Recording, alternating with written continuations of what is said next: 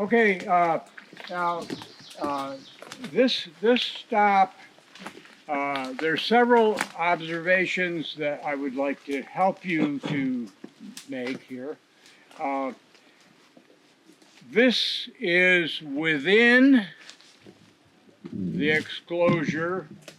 There was 17 acres that was fenced to keep the deer out or in wherever they were at the time the fence was put up. But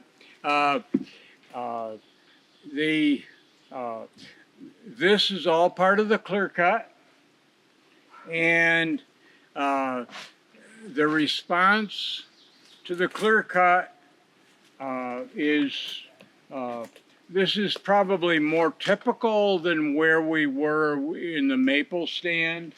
The maple was kind of an exception. The normal forest here would be typically oak hickory, and where we were was northern hardwood with maple, the last stop. So here we are in an oak hickory forest, and we would expect an oak hickory forest to have white oak, which we have here, red oak behind, along any of the trails that were used for the logging, there will be more oak. And within the interior, away from those logging trails, will be birch, aspen, maple, and scattered oak. What we have here is just kind of the results of going through and releasing some good trees.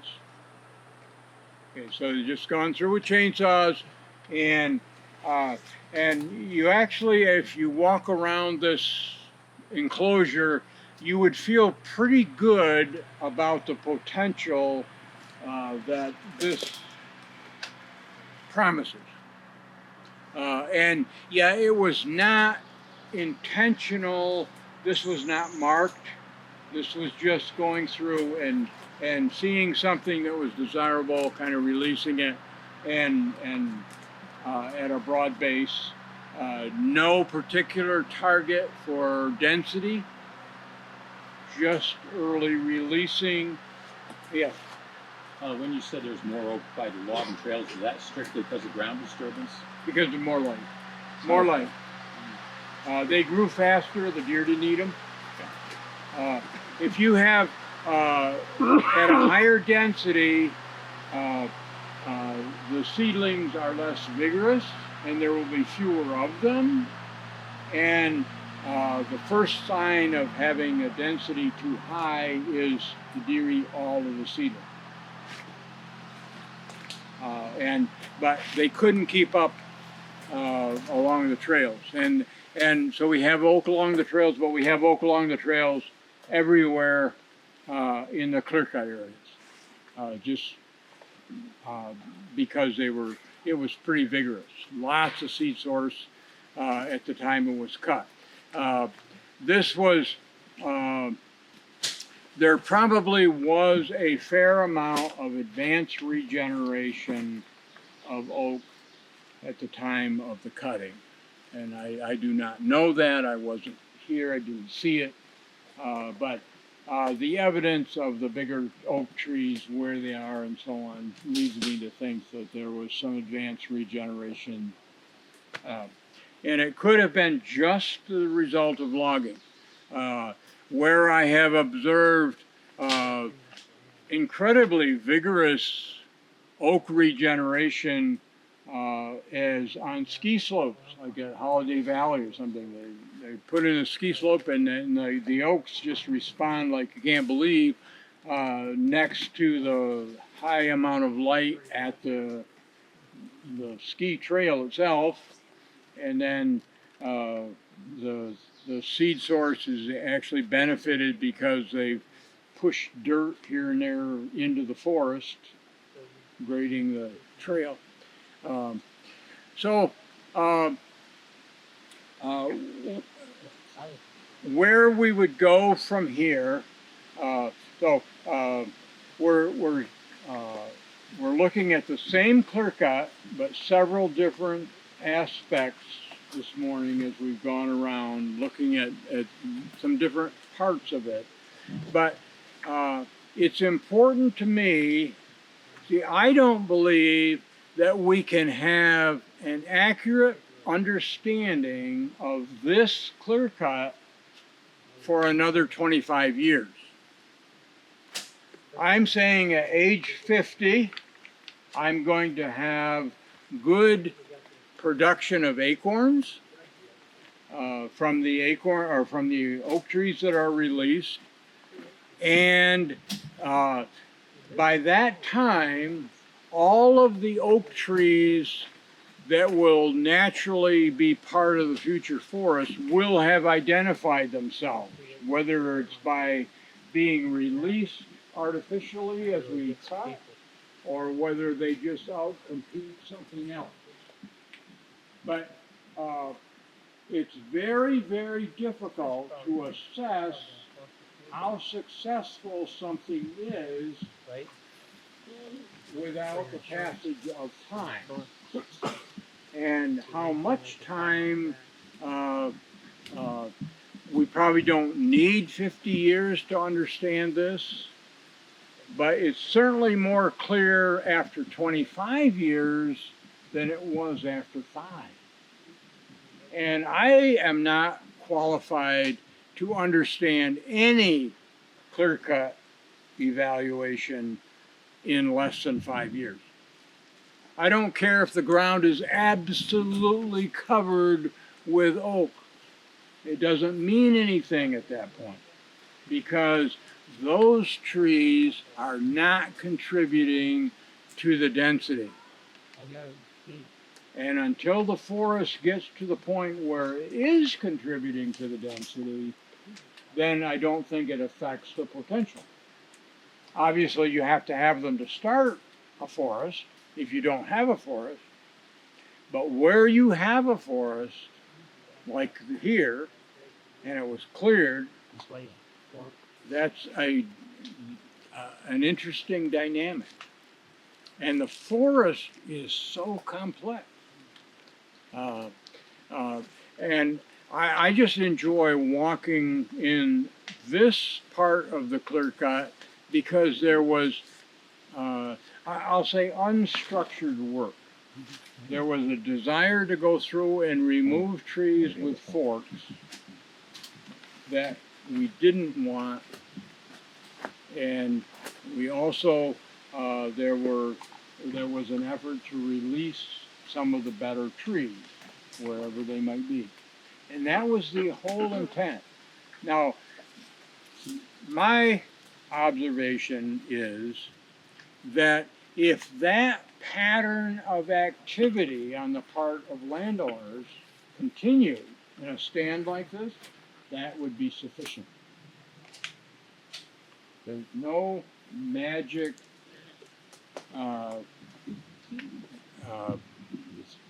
measurement that you're going to accomplish that would be correct. But this is exciting. I love it. But you will notice that when this kind of management is taking place, there's no effort being made to eliminate a non-commercial species. It's always about releasing something better. So if white birch isn't valuable, ignore it unless it's interfering with something better. But eliminating it just because it's a white birch, that's not fair. Yes. So, it's just, yeah, I look at that, there's, I like seeing oak leaves when I look up. It's neat. And it's happening all through here. And this stand would be one that I would walk through the whole 17 acres that was inside the fence. I would walk through the whole thing and release oak trees as the first step. Okay? And yeah, there's, you will see aspen all the way through. Aspen are incredibly valuable trees in the rehabilitation of a forest. And we've talked a little bit about mycorrhizae, but a couple points that I would reiterate for about mycorrhizae. The first trees to come in are not obligate to the mycorrhizae. They don't have to have it. The aspens don't have to have it. But as they get toward their maturity, they will benefit from mycorrhizae. The mycorrhizae is actually benefited by their presence because the fungus in the soil is allowed to increase, which then becomes available for the obligate mycorrhizae, such as the sugar maples. Red maples are not obligate, but they benefit quickly as a small size with the fungus. So the forest is just always getting more foresty. All right. And you can quote me on that. No, and that's what we're about. See, when if you go back to an agricultural situation, essentially it doesn't take very many years before the forest mycorrhizae has died out, and that has to reestablish.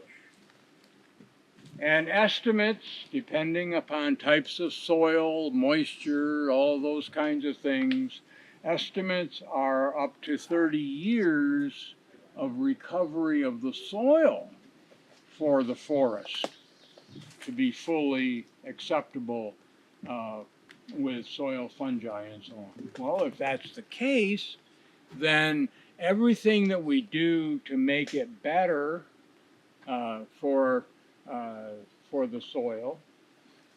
And what does that mean? That means we don't want to take out all the aspen because they're going to grow faster and do more to improve the soil fungi than anything else at that stage from abandonment. So always look at the forest. No more looking at the trees. Always look at the forest. And it was kind of interesting to me where we were stopped 2 times ago at that massive clearing of brush and stuff. It looked so awful. Do you know what was the hardest for me when I was marking that? How do I, when my guidelines are that I have to only mark the trees that we want to keep, how do I mark the forest and not just a sample of trees or something like that? How do I include trees like the dogwood or witch hazel? Because that is the forest, and that is what's keeping it as a forest. And even if I'm totally wrong, I'll never admit it. The forest is exciting, and I just thank you all for being here. And we'll entertain any questions. Chris, we went through this all today, and I haven't seen any black cherry at all. Any idea There why? won't be any here. Black cherry would require about 10 more inches of rain than what we get here. What do you get here a year roughly? That would be probably 50 inches. And it's probably 40 here, maybe. But cherry is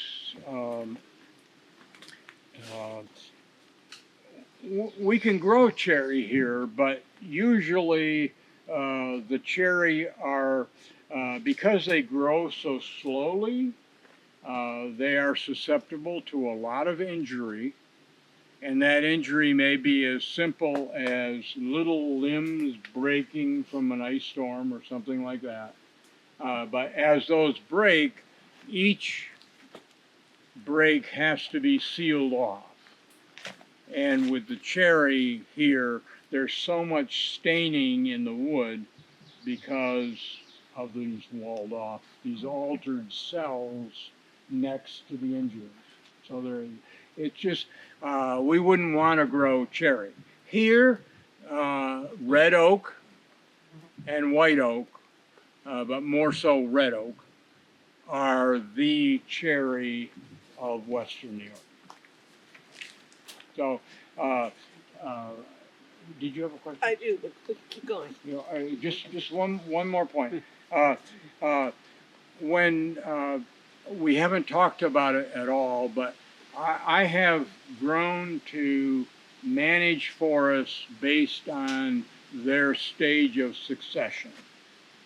So I want to know when I'm evaluating a forest, I need to know, are we looking at a climax forest where the biggest influences of the forest are going to be hemlock, sugar maple, yellow birch? Or am I looking at intermediate forests where the greatest influence is red oak, red maple, tulip poplar, cherry? Or am I looking at late pioneer stage of the forest with ash as the primary species? So so if I say to you, your forest is late mid-succession, that's where we would likely want to keep the management recommendations. All right? But if I say to you, your forest is early climax succession, that means the biggest influence is sugar maple, and we would want to manage for sugar maple. Now, research has ignored this question forever, but I believe every species fits in some place on that successional continuum. Sugar maple is the first forest in the climax succession stage. Beech is next. Hemlock is next. All right. So if we can work with a climax forest, and as long as everything we do to manage is to favor sugar maple, then we are moving backwards in succession toward either the late mid-succession or the earliest climax stage. But we have to target the management, because every forest should not become the same. And there are ways, but we have to be able to analyze where it is and then decide, do we like where it is, or do we want to go back or forth?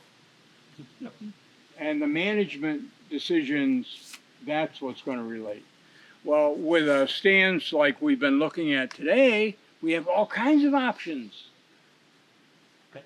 But you know something? If we decided that we wanted to take all of these stands to the climax stage, we don't have any that are even close.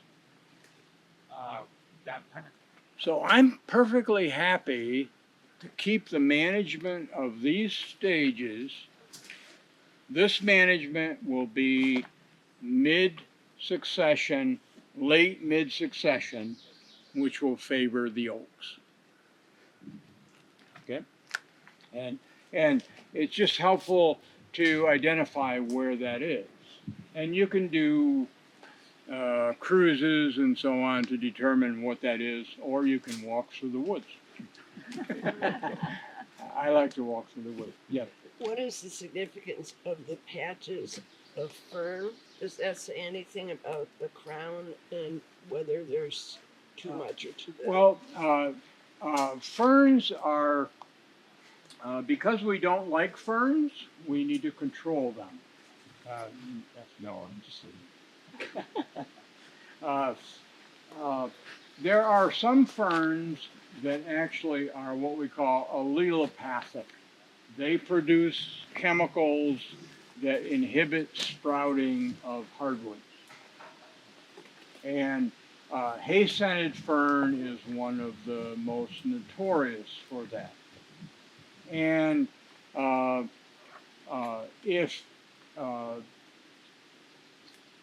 if you have a forest where hay-scented fern is so dense that it is completely covering the ground of the forest, there's no, you don't have any seedlings coming up through or anything, that's controlling a hay-scented fern.